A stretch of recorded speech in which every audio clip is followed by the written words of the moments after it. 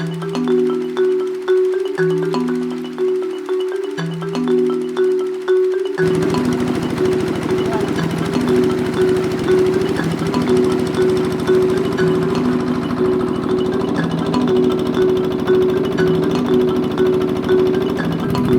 am a resident of Ramon Isabela, and one of my dreams is to become an electrical engineer and be connected with the power plant facility of Magat.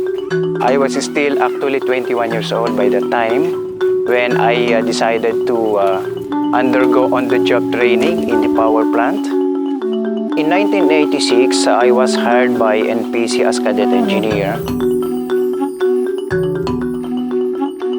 In 2007, SNAP took over the power plant from National Power Corporation. We were able to take over the facility in April 26, 2007.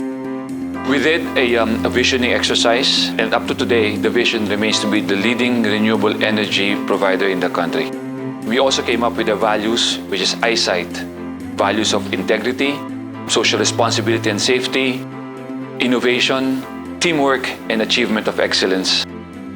They were very clear goals, no? And they're easy to understand, and that's the initial framework of SN Aboitiz Power. There were a lot of interventions at the start. We had the Kaibigan program, which to me, up to now, is very memorable. We had this 3-day workshop where we bared our souls, no? to everyone.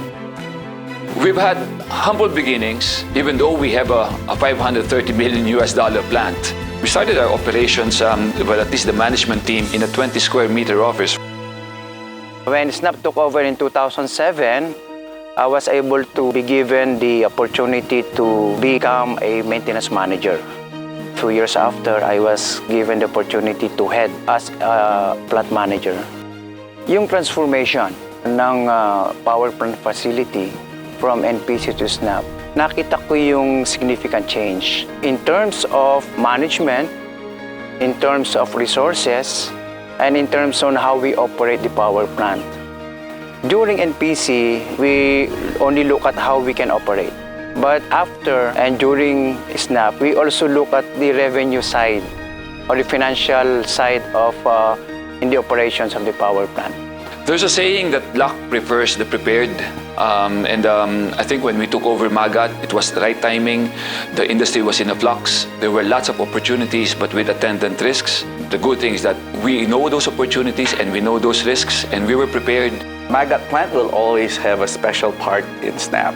At 380 megawatts of dependable power, it's easily our biggest facility. We operate in 3 provinces, 2 municipalities, and 22, soon to be 23 barangays. A lot of firsts that we did with Magat. No?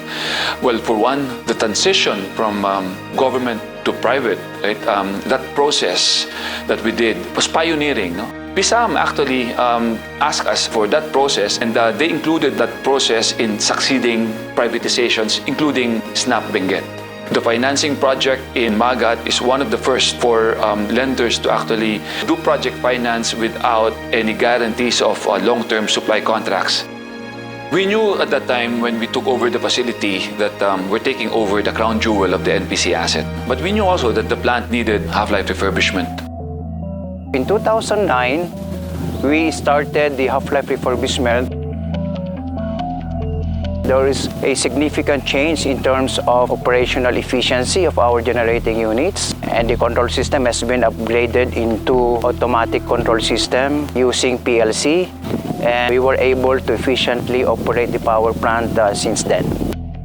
Timing was critical, and I believe, looking at our performance in those years that we actually did the half-life refurbishment, we were able to maximize the revenues and optimize the time the plants were out, no? Again, to achieve our goals. When SN Aboitiz Power Magat took over in 2007, we made extensive consultations with our host communities, particularly the barangays in Aguinaldo, in Ramon, and Santo Domingo and Alfonso Lista, and tried to find out how SN Aboitiz Power can actually help in developing the communities where we operate. In the course of our CSR implementation, we allocated funds for these host communities, particularly in health, in education, in livelihood, even in infrastructure and governance. Dito sa Barangay General Aguinaldo, ang aming naging major na first project, CSR project, is provision of computers to the National High School. Nagpatayo din kami ng water system sa elementary school for the potable drinking water ng mga bata. For the whole Barangay of General Aguinaldo, nag-provide din kami ng counterpart fund for the establishment of a water system. Meron tayong livelihood center para lahat ng mga women's organization dito magkakandak ng mga trainings on livelihood.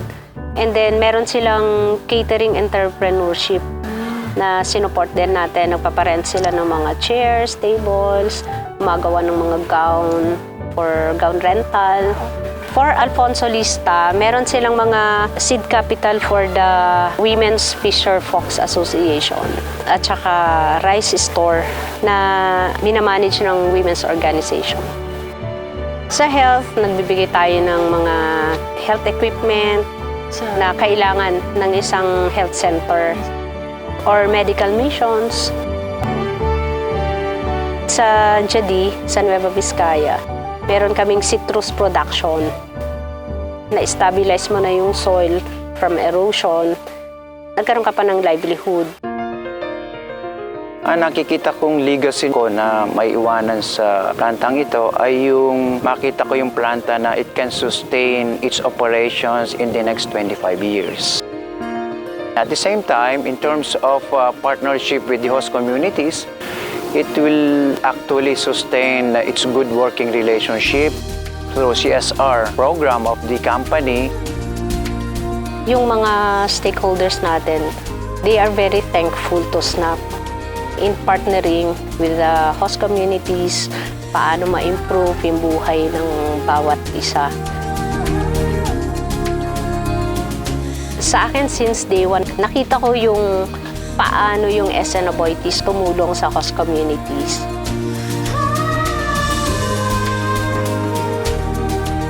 Sabi ng CEO namin, success is not measured by the profit that we have, but by the difference we make to the host communities. Iyon talaga yung tumatak sa akin. We believe in shared values. We believe in corporate success will lead to social development, and social development will result to corporate success. SNAP is a constantly learning and evolving organization. So we take these best practices and these lessons, combine it with those from Ambuklao, Binga, and our other sites, and use it to execute and drive our two main strategic intents. And those two are to continuously improve and optimize our existing resources, and number two, to grow and expand the form of new facilities and new plants. SNAP Magat, being a hydroelectric power company, really relies on the availability of water and hydrology. The communities where we operate are located in watershed areas. They are potent and effective partners in protecting our environment. We're looking at harnessing and bringing them into collective action to protect their own environment. We're also still pursue their development goals through what we call the CSR 2.0. We have started the first 10 years to address basic needs and necessities. What we're going to do now is really to make sustainability and watershed protection a cornerstone of our CSR program. Kami po ay very proud na we were able to reach 10 years of efficient operations of the power plant since 2007. I am confident enough that the Magat plant operations will sustain each efficient operations in the next 25 years. Again, through the cultural transformation that we've had, the programs that we've implemented, SNAP has evolved to what it is today. No? But the most important thing really in SNAP is that people enjoy working together. They're happy together. When you go to the plant, you go to the facilities, this is very visible. And I think at the end of the day, people just love what they're doing. It's because they're able to make a difference in the daily lives of the people within the community where we operate. The team that we have in Magat up to today, I think is the best in what they do. SNAP plays several roles, but the three most important ones are, number one, we supply clean and renewable energy that powers the growth of our customers and the Philippine economy, indirectly creating jobs. and raising the quality of life for everyone in the country. Number two, we are a partner to our host communities, and that means the provinces, the municipalities, and the barangays where we operate. We, as SNAP, view them as our extended family, and we treat them accordingly. And number three, last but not least, we have our role as the second home for the SNAP team members. And that means for us, we want to create a working environment where our guys can grow, innovate, take on new challenges that elevate SNAP to new heights. Now, if we can get those three pieces right, SNAP will be on solid ground for many, many years.